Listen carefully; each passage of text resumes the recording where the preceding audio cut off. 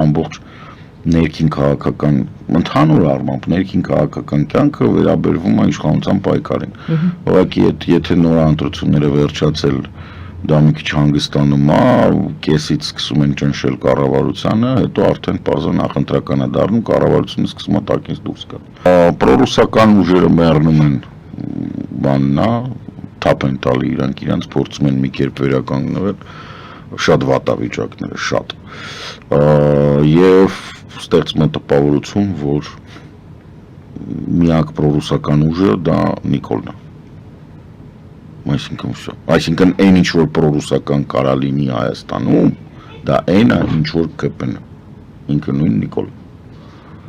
Դրանից ավելի պրոռուսական Էլվարկանիշ ոչ մեկ չի հավաքի։ Դուք առավելագույնը, ոչ թե միակը, այլ առավելագույն պրոռուսական ամենամեծը, որովհետև չէ, դե պարզ է մարգինալներ կլինեն, որ դուրս կգան ռուսական դրոշներով, կասեն, որ ոչ, բան գիտեք ինչ կա, եկեք միութենական պետություն։ Դուք շարունակում եք ասել, որ Փաշինյանը ոչ թե դեպի Եվրոպա է գնում, տանում երկիրը, այլ դա իրենց պաշտոնական դիրքորոշումն է։ Իրանք չեն պատրաստվում դիմել Եվրամիության անդամակցությանը։ Պաշտոնական դիրքորոշում։ Իրանք հնարավորինս ուզում են մոտիկ կանգնեն Եվրոպային, միևնույն ժամանակ չհեռանան Ռուսաստանից։ Դա տենց չի լինում, ես ասում կմնան Ռուսաստանի պլատակների տակ։ Հնարավոր չի։ Եվ այդ կեղծ ձևակերպումները 3 գումարած 3 էպսիլոնի քառակուսի արմատ խորանարդ հանած սինուս պի կես բալանսավորված Ինձ չի թվում, որ իրանք ֆիզիկա անցել են բավականաչափ դպրոցում։ Որպեսզի այո, ինձ պատմեն, թե բալանսը ոնց է լինում, որտեվ Հայաստանի բալանսավորված քաղաքականությունը պետք է նշանակի, որ բազմիցս ասել եմ, օրինակ, չգիտեմ, ռազմավարական ոլորտները ամբողջությամբ ազգայնականացում են, հետո կիսվում են Ամերիկայի, Հնդկաստանի, Եվրամիության եւ միգուցե ինչ որ 4-րդ խաղացողի միջև, որովհետեւ Ռուսաստանը ներդրում չի կարող անել։ Հիշեցնում եմ, Ռուսաստանը գտնվում է պատժամիջոցների տակ։ Օրինակ, եթե Ռուսաստանի երկաթգծերը, որոնք որ 100% հարավ-կովկասյան, այսինքն հայկական երկաթգծերի տերն են, փորձեն Հայաստան բերեն, շատ բան չէ, 1 շարժակազմ, լոկոմոտիվ, բերողը իրանք Հայաստանի երկաթգծերը կհայտնվեն երկրորդական պատժամիջոցների տակ, որովհետև այնինչ կոչվում է պատշիպնիկ Ռուսաստանին վաճառել արգելված։ Կա մոտավորապես 30-32%, ինչի մասին որ մենք բազմիցս խոսել ենք, 30-ից 32%-ը պատրաստ են ընտրություն անել եղած քաղաքական ուժերից։ Այս տրամաբանության մեջ որ ես ասեցի, որ ԿՊ-ն է, Հանրապետականն է, Դաշնակներն են, Վանեցյանի կուսակցությունը, չգիտեմ, եւ այլն, եղած քաղաքական ուժերից, որոնք եղել են մինչև 22 թվականի փետրվարի 24-ը, այ իրանց մեջ ընտրություն կայացնել պատրաստ են 32%, այդ 32%-ն է, որ ուրիշ բանի կարիք չունի։ Բոլորը պրոռուսական են, որ դուք թվարկեցիք։ Բոլորը պրոռուսական չեն։ Պրոռուսական մեկ ուժի եւ մյուս ուժի միջև է ընտրություն կատարելու։ Մի րոպե, ընտրություն այստեղ հիմա հստակեցրեք։ Չէ, խնդիրը դրա մասին չի։ Ես ասում եմ, որ գոյություն ունի 32% բնակչության, ով բավարարված է նրանով, ինչը կա։ Պարտադիր չի, որ իրանք լինեն պրոռուսական։ Այդ ուժերն է պարտադիր չի, որ լինեն պրոռուսական։ Եղածների մեջ կան, որոնք որ գոնե հայտարարում են, որ պրոռուսական չեն։ Օրինակ Հանրապետություն կուսակցությունը Արամ Սարգսյանը ինքը պրոռուսական չի, բայց ինքը այդ ցանկի մեջ է։ Այսինքն այդ այն մարդիկ են, ովքեր մինչև 22 թիվը եղած քաղաքական դաշտով բավարարված են, բայց կա, ինչպես հասկանում ենք 68%, որոնցից ակտիվ պատրաստ են մասնակցել մոտավորապես 45-ից մինչև 50%, այն մնացած աբսենտիստներ չեն մասնակցել, ովքեր նրանով բավարարված չեն։ Եվ այս մարդիկ տարօրինակաբար համընկնում են այն զանգվածի հետ, որոնք ասում են, որ Հայաստանը պետք է գնա եւ ինտեգրվի Եվրատլանտյան տարբեր կառույցներ։ Եվրամիություն, ՆԱՏՕ, հիմնականը դրանք է։ Այսինքն սրա մասն է խոսքը։ Բարձր լինելու են այդ ուժերը։ Խնդիրը նրանում է, որ Հնդկաստանը կարիք չուներ ինքը իր զինվորներին մտցնել Պակիստանի տարածք։ այն ռազմավարական նշանակության օբյեկտները, որոնց վրա կոպիտ ասած թիրախավորել էին հնդկական օդուժը եւ հրթիռային զորքերը, դրանք խոցվել են։ Իսկ զորքմծները դա արդեն այլ տիպի, դա արդեն ագրեսիվ պատերազմ։ Այսինքն այդ օպերացիան, որը Հնդկաստանը հայտարարեց, ինքը հակատերորիստական օպերացիա էր։ Պաշտոնապես Հնդկաստանը պետք է ոչնչացներ ճամբարները, որտեղ պատրաստվում էին ԱԲԿ-ները եւ ենթակառուցվածքը, որի միջոցով ԱԲԿ-ները կարողան այդ թվում նաեւ Պակիստանը վրանց էին հասնում Հնդկաստանին։ Բոլոր մնացած այդ օդուժի այդ JF-17-ների վերացումը, հրետանու որոշ կետերի ոչնչացումը, հրթիռների ոչնչացումը կամ հրթիռային կայանների, դա ոնց որ կոլատերալ դեմեջ էր, այսինքն կողքից Պակիստանը խառնվեց, դրա համար դրանց էլ հարվածեցին, բայց տարածք գրավելու հարց Հնդկաստանը չի դրել, խնդիրները կատարվել է, ինքը այդտեղ դադարել է, մյուս կողմից 3 օր առաջ, այսօր մեզ մոտ ուրբաթ է, 3 օր առաջ Հնդկաստանի պաշտպանության նախարարը հայտարարեց, որ վերջացած չի եւ եթե պետք լինի մենք կշարունակենք։ Պակիստանը զենք չի արտադրում, Պակիստանը օգտագործում է հիմնականում չինական եւ ունի հին F-16-եր մինչեւ այն ժամանակները, երբ որ ինքը Ամերիկայի Միացյալ Նահանգների պատժամիջոցների տակ հայտնվեց։ Ինքը ունի նաեւ, ասեմ, ԱՄՆ-ում արտադրված, Պակիստանի համար արտադրված սուպեր կոբրաներ կան, որոնք Արիզոնայում ուղղակի հանձնվեցին պահպանման, չի գալիս։ 6 սուպեր կոբրա ունեն, մինչև հիմա Պակիստանի թերթերը դրա մասին գրում են, որ ամերիկացիք մեզ խաբեցին։ Պակիստանը ունի F-16 առաջի սերնդի, որը նույնն է, որը որ Թուրքիան, եւ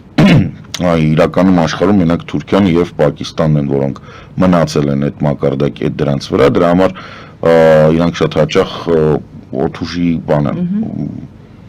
զորավարժությունները միասին են անում, խոսակցություն կար, որ 44-ի ժամանակ չնայած F-16-ները թուրքական էին, օդաչուները պակիստանցի էին եւ ես դրան հավատում եմ, որտեղ որպես այդպիսին բոլոր օդաչուները Թուրքիայի, իրանք ՆԱՏՕ-ի բանում են, շտեմարանում են գտնվում բազայում եւ ակնհայտորեն ՆԱՏՕ-ի հետ լուրջ խնդիր կարող առաջանար։ Այսինքն, եթե մենք տենց ենք դիտարկում, չէ, Պակիստանը չունի առանձին վերցրած զենք, որը Հնդկաստանից ուժեղ է, իսկ չինական զենքի խնդիրը հետեւյալն է, չինական զենքը կարող լինի լավ, չեմ բացառում, բայց լավը իրանք չեն տա։ Դա մեկ, երկու, չինական զենքը հայտարարված բաները իր տակտիկա-տեխնիկական ցուցանիշները, որոնք իրանք հրապարակում են, մոտավորապես նման են բաների։ Թիրեն փորձել եք ինչ-որ Չինաստանից Ալիբաբայից բան առնել, որի վրա գրած է, որ ասենք ինքը 10 մեգավատ է։ Կարաս ակումուլատոր առնես, որին գրած լինի, ասենք չգիտեմ 5000 ամպեր ժամ, հետո պարզվում որ այդքան չի։ Հետո հարցնում ես ինչի, ասում այդ ապրանքի անվանումն է, իրականում այդ փուճուր թղթի մեջ գրած է, որ 250 5000 չի։ Այսինքն այդ նույն պատմությունը այսօր որ սկսեցինք, այդ այսպես կոչված 5-րդ սերնդի, 5-րդ սերունդ այնտեղ ռազմավարական դաշինք կա Պակիստանի եւ Չինաստանի միջև ընդդեմ Հնդկաստանի։ Ակնհայտ է, որ այս դաշինքի դու դեմ պայքարելու համար Հնդկաստանը պետք է լավ հարաբերություններ ունենա ԱՄՆ-ի, Ճապոնիայի եւ Եվրամիության հետ, որպեսզի համաշխարհային պատերազմ սկսի, երկրորդ կողմը պետք, որովհետեւ տանգոն երկուսով են պարում։ Ինչ պետք է անեն, պետք է միջուկային զենքով հարված են որ սկսի երկրորդ պատերազմ, հա, այս է թեման։ Ոչ այնպես որ համաշխարհային պատերազմը դա հերթական լեգենդներից է, որը որ մեծ հաշվով շատ ձեռ է տալիս Պուտինին։ 80% իր հնարավորություններից ինքը արել է Հայաստանում։ Ընդ որում այս հիմա 80%, սրանց 10 տարի առաջ ասենք 90 էր։ Հա, հետա պատտվում, հա։ Նույնիսկ ավելի շատ, որովհետև եթե հաշվի առնենք ամենակարևոր ոլորտներից մեկը ռազմաարդյունաբերությունը եւ զենքի սպառազինության գնումը, մեզ մոտ դիվերսիֆիկացված է ըստ Արմեն Գրիգորյանի անվտանգության խորհրդի քարտուղարի 90-ից իջել է 10 ռուսականը։ Այսինքն ինքը ավելի պետք է շնորհ։ Այո, մենք պետք է մնացած հարցերը, որով մենք պետք է կտրվենք, շատ ավելի հեշտ են։ Օրինակ դոմ Մոսկվի փակել, Ռոսատրունչտվը փակել, Սպուտնիկ փակել, երկաթգիծը 28 թվականին երկաթգիծը իրանցը չի, կոնցեսիա 28 թվին 26 թվին ավարտվում է, թե 28 թվին ավարտվում է եւ որից հետո ուղղակի չի վերականգնվելու, վերջ։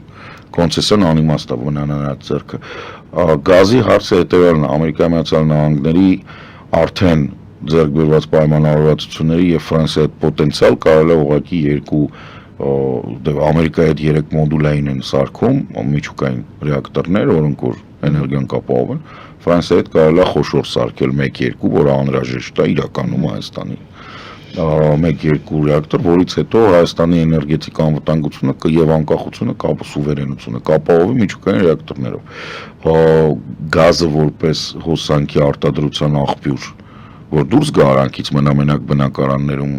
ջեռուցման, որն շատ հեշտ լուծվում է այդ արդեն, այնտեղից որ դուրս է գալիս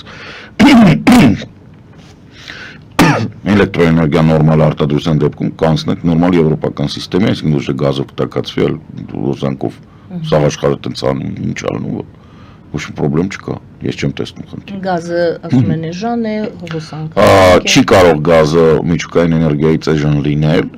որովհետև գազի էժանությունը մեզ մոտ չափում են, թե ինչպես է Գազպրոմը վաճառում Գազպրոմ Արմենիային, այսինքն այդ իրանց մոտ ներկորպորատիվ հաշվարկ կա, ինչքանով է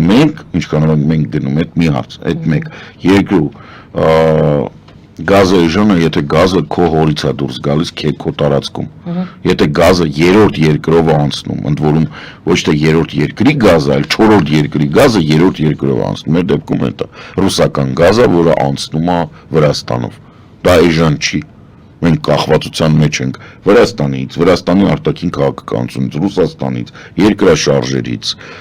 չգիտեմ, ժամանակին ոնց որ ինտերնետներ ինչ որ մի տատիկ կարող է բանով մուրճով պատահաբար մալուխը կտրի կամ բանի Չէ,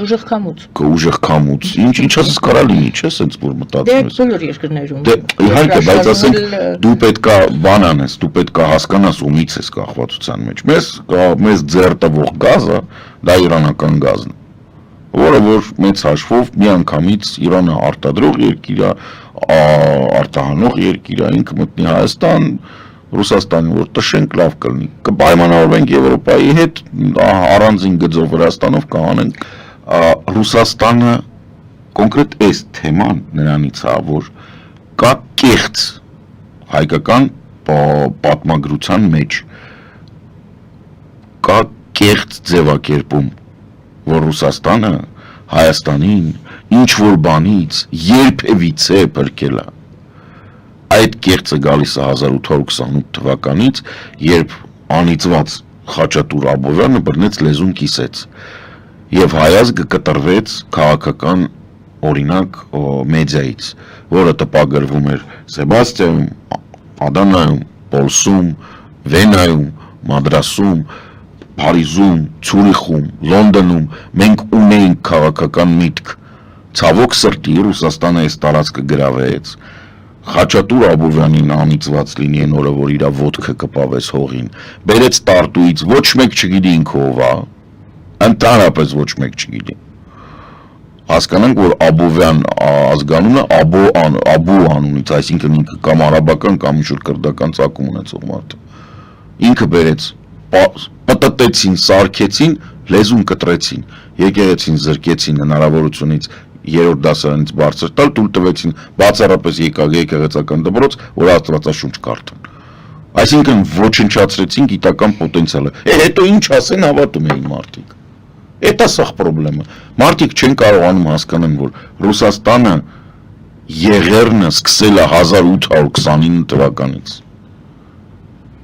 Այդ հետո է Թուրքիան միացել 1915-ին կամ 1856-ին Ռուսաստանը արել է 1829-ից հայտնի հայտարարությունը, որ Թուրքիան Եվրոպայի հիվանդ անձնավորությունն է, պատկանում է Նիկոլայ առաջին Ռուսաստանի կայսր, որին Մեծ Բրիտանիայի թագավորը ասել էր. ես Հունաստանին եմ անկախ երկիր սարքում, դու Հայաստանին սարքի, ճղենք, պատռենք այդ Օսմանյան հրեշին, պրծնենք։ Ինչին Նիկոլայը պատասխանել է. ոչ Ինքը հիվանդ մարդ է, իրան Օսմանյան կայսրությունը հիվանդ մարդ է, իրան պետքա բուժել, դու չես կարող ամեն անգամ հանրապետություններ ստեղծես։ Ինչի, չես կարող ասում ապստամբությունները օժանդակես։ Ինչու, որովհետև Նիկոլայ առաջինը տականքների տականքներ, Ռուսաստանի կայսր, որ իրան հռչակել էր Եվրոպայի մլիցա ոստիկան, որտեղ տեսնում էր մարդիկ ազատություն էին անում, գնում մտնում մորթում էր։